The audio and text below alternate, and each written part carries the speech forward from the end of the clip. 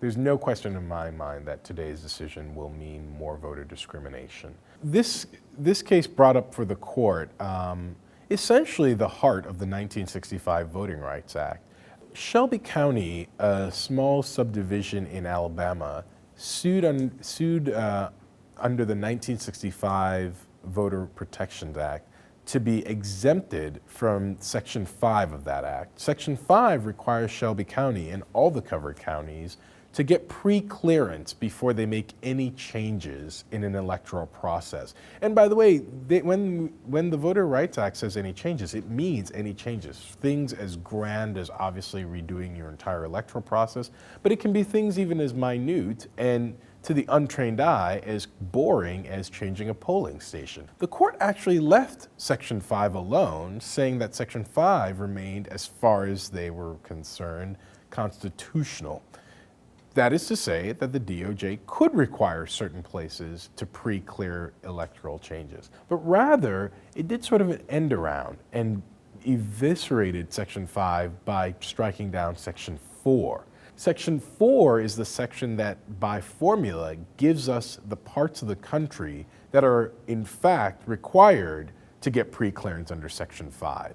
So in a way, this court said a strange sort of thing. It said, the police are still available, you just can't put them in any precinct. It is to say, we're leaving undefined where would be covered, and Congress, if you can come up with a new formula and determine where it should rightfully be covered, perhaps you could then reanimate Section 5.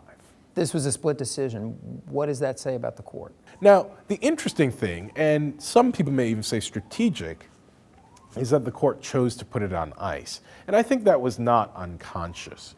It may be because the court thought that there is a potential formula that Section 5 ought to be able to cover, or it may be because the Roberts Court didn't want to be the court that struck down the kind of grand ideal for which Section 5 stands.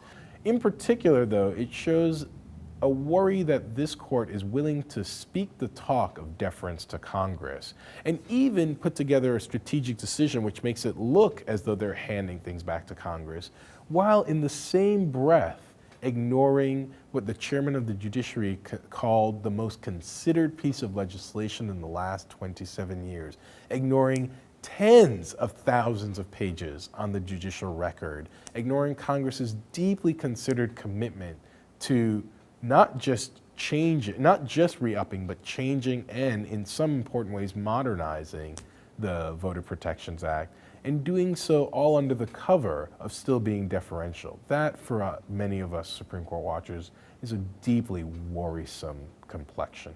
So Shelby County, Alabama, brought suit against the U.S. government. What do we know about Shelby County?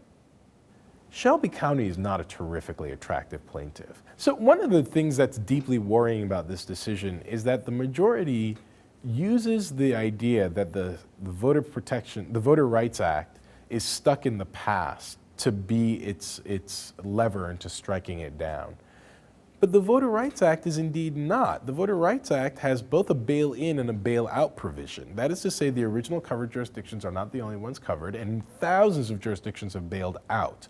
What it takes to bail out is to show that over a period of time, 5 or 10 years, that one has not had the Department of Justice strike down anything you've done because of its discriminatory purpose.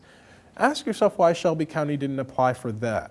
The reason they didn't is because they couldn't. Shelby County, as recently as a few years ago, has had different voter disenfranchisement moves struck down by the Department of Justice. When Shelby County elected a minority representative, the people in power in that county changed the district lines in order to guarantee that that person couldn't be reelected. It was only when the DOJ came back and struck that down that that councilman was reelected.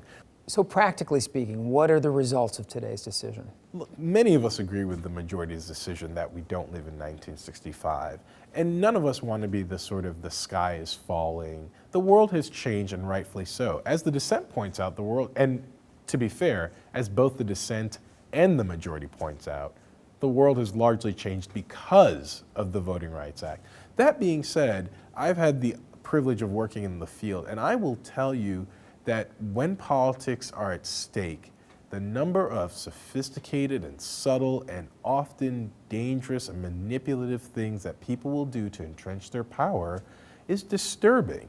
And one of the things that we know about Section 5 is that it stopped people from changing things on the eve of an election because they couldn't get pre-clearance from the DOJ. Whereas lots of political actors know that if you change something on the eve of the election in order to allow the worst case scenario, to allow representatives to pick their voters and not voters to pick their representative, after it's all said and done, after you've already been elected, after you've already taken office, it's much too late for the long, arduous, and often multi-year process of a Section 2 suit to repair the damage. It is always a blow against democracy when we give ourselves less power to fight discrimination, especially when we know what our history looks like.